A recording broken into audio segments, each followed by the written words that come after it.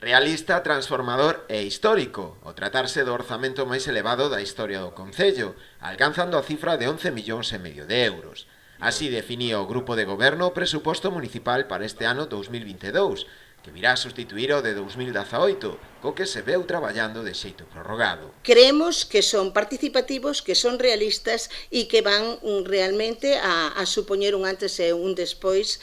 unha vez levados a cabo. Amplíanse as partidas de todas as concellerías, como é o caso da de Medio Ambiente e Benestar Animal, e mesmo se dota dela áreas que ata de agora non se dispoñían, como é o caso de Mocidade ou Memoria Histórica. Se os comparáramos cos que había no 2015, que non eran do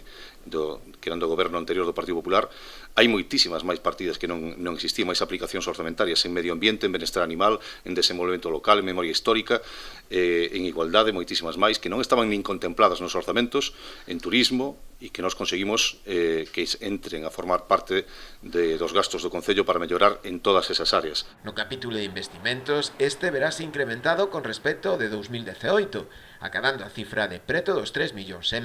Entre as partidas máis importantes destacan as destinadas á mellora da Rúa Venecia, a obras de ampliación de abastecemento e saneamento, ou tamén o acondicionamento do pabillón municipal. O polideportivo de Venecia, que está dando moito que falar por os problemas que tivemos con el, hai que ter en conta que vamos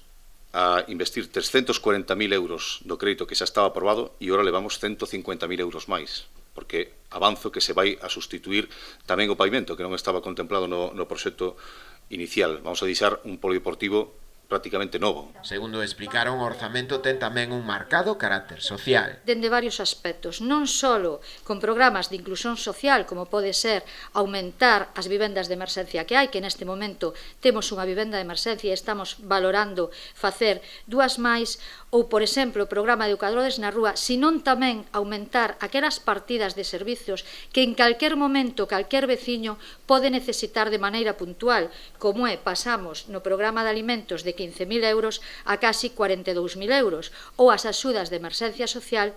que tamén as incrementamos ata chegar a 20.000 euros. En canto á débeda, o alcalde sinalou que o nivel de endebedamento sitúase ao redor dun 45%, o que evidencia o bo traballo realizado na xestión e na contención do gasto nestes últimos anos, con remanentes de tesourería positivos. Dende o Executivo destacaron tamén a boa liquidez do Concello, que permite agora poder pagar en prazo a provedores.